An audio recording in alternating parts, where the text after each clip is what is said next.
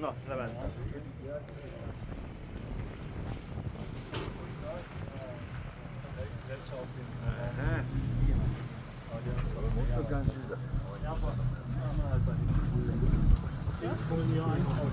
Brauchst du die Fastfood?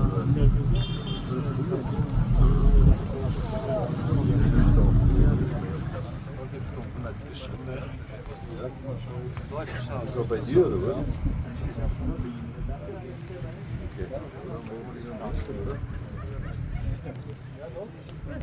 Ja.